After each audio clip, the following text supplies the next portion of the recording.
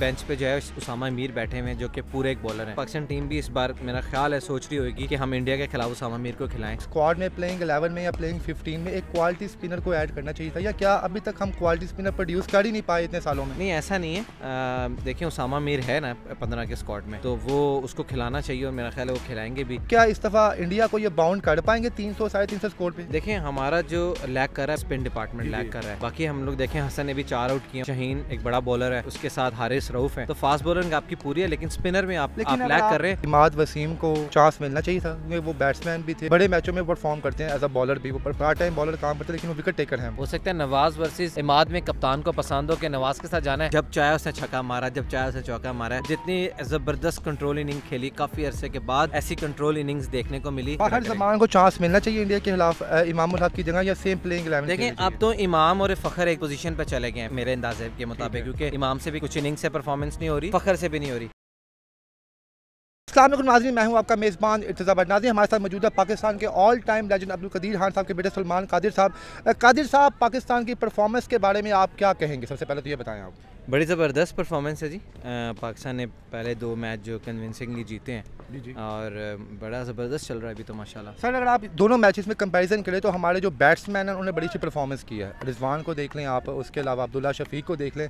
आपको यहाँ पे स्पिनर्स जो हैं उनके बारे में क्या कहेंगे? क्योंकि हर टीम के पास क्वालिटी स्पिनर मौजूद हैं और हमारे पास जो शादाब खान साहब हैं वो उस तरह की वो जो है वो नहीं हमें जो दे रहे आउटपुट दे रहे जो हम उनसे तवक्को रखते हैं। बिल्कुल, देखें एक चीज़ है, हमारे पास बेंच पे जो है उसामा मीर बैठे हुए हैं जो कि पूरे एक बॉलर हैं, तो मेरा ख्याल है पाकिस्तान टीम भी इस बार मेरा ख्याल है सोच रही होगी कि हम इंडिया के खिलाफ उसामा मीर को खिलाएं, ताकि एक प्रॉपर जो स्पिन डिपार्टमेंट है वो संभाल सके वो। अच्छा सलमान भाई, क्या आपको नहीं लगता था कि पाकिस्तान को अपने जो स्क्वाड में प्लेइंग 11 में या प्लेइंग 15 में एक क्वालिटी स्पिनर को ऐड करना चाहिए था, या क्या अभी तक हम क्वालिटी स्पिनर प्रोड्यूस कर ही नहीं पाए इतने सालों में? नहीं, ऐसा नहीं है। देखिए उसामा मीर है ना 15 के स्क्वाड में, तो वो उसको खिलाना चाहिए और मेरा ख्याल है वो खिलाएंगे भी, तो देखें और जब वो खेलेंगे तो क्या करते हैं। तो आपको लगता है कि इस बार जो बॉलिंग जो है वो थोड़ा अपना इम्पैक्ट करेगी? क्योंकि 300 और 350 स्कोर तो यहाँ पे हर जो है टीम बना रही है इजीली, तो क्या समझते हैं इतनी स्लो जो है पाकिस्तान को इस बार जो बॉलिंग जो अटैक है वो काफ़ी जो है वीक है निस्बत पिछले जितने भी टूर्नामेंट्स हैं, तो क्या इस दफ़ा इंडिया को ये बाउंड कर पाएंगे 300 350 स्कोर पे?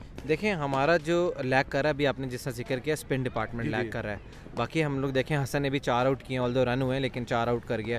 शहीन एक बड़ा बॉलर है और उसके साथ हारिस रऊफ है, तो फास्ट बॉलर आपकी पूरी है, लेकिन स्पिनर में आप लैग कर रहे हैं। अगर आप स्पिनर उसको उसामा मीर को खिला रहे तो आपका पूरा एक पैकेज बन जाता, पूरी एक टीम बन जाती। लेकिन आप यहाँ पे शहीन का और हारिस रऊफ का जिक्र किया, लेकिन शहीन और हारिस रऊफ उस तरह परफॉर्म नहीं दे पा रहे जिस तरह देते हैं। शहीन हमेशा अपने पहले ओवर में 1-2 विकेट निकालता है, लेकिन इस दफ़ा अपने पहले ओवर में 1-2 चौके निकलवा रहे हैं वो। क्या परफॉर्मेंस उस पर भी काफ़ी फ़र्क पड़ा उनके ऊपर भी? देखें हर दिन एतवार का दिन नहीं होता, जो कहते हैं ना गोरा every day is not Sunday, तो कभी हो जाता है परफॉर्मेंस नहीं होती इंसान से। तो मेरा ख्याल है कि शहीन और हारिस ने पास्ट में बड़ी परफॉर्मेंसेस की हैं और पाकिस्तान को मैचेस जितवाए हैं, तो आप उनसे उम्मीद लगा सकते हैं। और जैसे कि लोग हसन अली की सिलेक्शन पे बहुत ज़्यादा बात कर रहे थे वर्ल्ड कप से पहले, तो उसने भी पास में परफॉर्मेंसेस की हुई थी और सीनियर प्रो था, इसीलिए उसको लेके गए थे जहाँ पर उसने जाके भी आपके सलमान भाई, उस्मान साहब उनका भी नाम जो है बड़े क्वालिटी स्पिनर्स में आता है, हालांकि विकेट टेकन बॉलर हैं, स्कोर तो बढ़ते ही रहता है हर बॉलर्स को, तो क्या समझते हैं इन पिचेस पे उस्मान भाई का अगर होते तो थोड़ा बहुत हमें कोई डिफरेंट स्पिन देखने को मिलती, जैसे रविंद्र जडेजा की देख रहे हैं हम, और उसके अलावा जो है बेशक अश्विन को नलबाए रखा हुआ है, उसके अलावा जो बाकी बॉलर्स हैं राशिद खान को हम देख रहे हैं यहाँ पे, क्या उस तरह की स्पिन हमें थोड़ी बहुत देखने को मिलती है अगर तो उस्मान भाई टीम के अंदर होते हैं? देखें मैं ये सोचता हूँ कि उस्मान ऑल्दो पाकिस्तान टीम के साथ रहा और ऑन एंड ऑफ जब भी उसको खिलाया उसने परफॉर्मेंस की। स्पिनर जो होता है ना लेग स्पिनर, उसके लिए आपको रन्स देने होते हैं। हाँ बिल्कुल, ठीक है, उसके पॉकेट में रन्स हों ताकि वो खुली बॉलिंग कर सके। और मेरा ख्याल है कि उस्मान का टीम के साथ रह कर उस तरह का मौका ना मिलना एक क्वेश्चन मार्क ज़रूर है। अब मेरे ख्याल में सेम चीज़ उसामा मीर के साथ हो रही है, वो टीम के साथ तो हैं लेकिन उनको खेलने का मौका नहीं मिला। अब मेरी बात कंप्लीट होने दें, मेरी बात कंप्लीट। अब ये है कि उसामा को प्रॉपरली चांस मिलना चाहिए। उस्मान फर्स्ट क्लास क्रिकेट में है, अभी ए टीम में है, उसको वहाँ पर अपना परफॉर्म करके वापस आना है। तो मेरा ख्याल है कि मेरा भी ये ख्याल है कि उसामा मीर को ज़रूर खिलाना चाहिए ताकि उसका भी टैलेंट आप सब। अच्छा, टीम की सिलेक्शन के बारे में आप थोड़ा बहुत कुछ कहेंगे कि इमाद वसीम को चांस मिलना चाहिए था, वो बैट्समैन भी थे और अच्छे जो है उनके हमने देखा कि बड़े मैचों में परफॉर्म करते हैं एज अ बॉलर भी, वो पार्ट टाइम बॉलर काम करते हैं, लेकिन वो विकेट टेकर हैं वो। देखें ये जब टीम बनती है ना उसमें होता ये है कि वर्सेस हो जाता है। हो सकता है नवाज़ वर्सेस इमाद में कप्तान को पसंद हो कि नवाज़ के साथ जाना है, तो उसमें ये ऐसा हो गया। लेकिन ऑल्दो हम इमाद वसीम की परफॉर्मेंसेस को आप निगलेक्ट नहीं कर सकते, उसको बिल्कुल नहीं कह सकते कि जो उसने कभी परफॉर्म नहीं किया या वो प्लेयर नहीं है, वो ज़बरदस्त प्लेयर है। लेकिन मेरा ख्याल है शायद इस कम्बिनेशन में वो इसलिए नहीं आया। सलमान भाई, ये मेरे हिसाब से पाकिस्तान का पहला वर्ल्ड कप है कि पाकिस्तान इतने कम स्पिनर्स के साथ उसने अपनी प्लेइंग 11 बनाई है। इससे पहले हम जितने भी वर्ल्ड कप पास में उठा के देख लें, 3-4 स्पिनर्स आपके प्लेइंग 11 में थे। जब आपका टाइम था तब तो थे रेगुलर स्पिनर्स आप कह लें। आप सलमान, जब आप मुश्ताक साहब थे, इसके क्लान मुश्ताक थे, इसके पीछे सईद अजमल का जब एक बैच था, शाहिदान अफरीदी थे, हफीज़ और शुएब मलिक का एक कम्बिनेशन बन जाता था। तो आप समझते हैं कि हमें स्पिनर्स के ऊपर भी जो है अपना करना चाहिए, जोर देना चाहिए। नेक्स्ट इवेंट्स में जब आएंगे स्पिनर्स हमें तैयार करनी चाहिए क्वालिटी। मैं वही बात कर रहा हूँ, जैसे उस्मान को 1.5-2 साल टीम के साथ रख के प्रॉपरली चांस नहीं मिला, तो इसी तरह जैसे अब जो भी टीम में लड़का सेलेक्ट होता है उसको लेग स्पिनर को बनाया जाता है।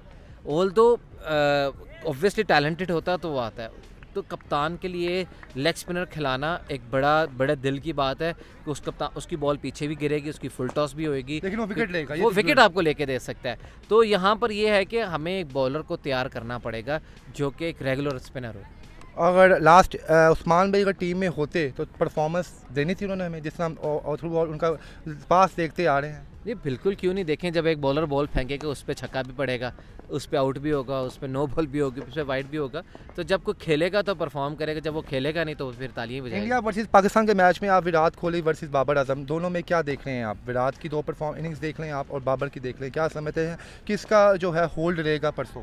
मेरा ख्याल है बाबर की ड्यू है इंशाल्लाह, और जितना बड़ा वो प्लेयर है, बड़े मैच का वो प्लेयर है, इंशाल्लाह मुझे बड़ी उम्मीद है कि वो ज़रूर परफॉर्म करेगा। ख़ासतौर पर जो लास्ट मैच की पिच थी बहुत, जिसमें अब्दुल्ला शफीक की बात करना ना करें तो बहुत ज़्यादती होगी।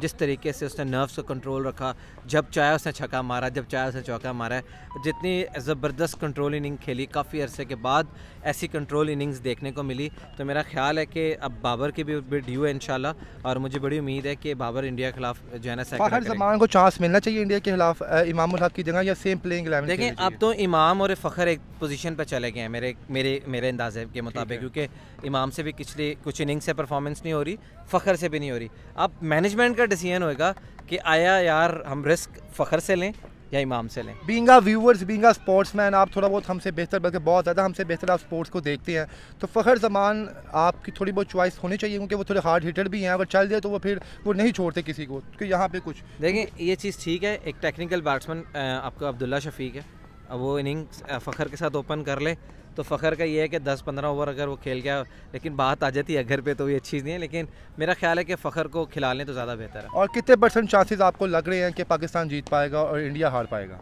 मैं तो 100% जीत के बैठा हूं। 100% सर, हम थ्रू आउट से 30 ईयर्स से हम कहते हैं, लेकिन परफॉर्मेंस बेस पे और उनका जो होम ग्राउंड है, होम क्राउड है। अभी करंटली जो है ना पाकिस्तान ने बड़ी अच्छी क्रिकेट खेली है। सिर्फ स्पिनर्स पे हमें थोड़ा सा है कि स्पिनर्स हमारे वो काम नहीं दिखा रहे, बाकी हमारी बैटिंग और बॉलिंग मेरा ख्याल है एज फास्ट बॉलिंग इतना बुरा नहीं कर रही। टॉस जीत के पाकिस्तान को बैटिंग लेनी चाहिए पहले या बॉलिंग?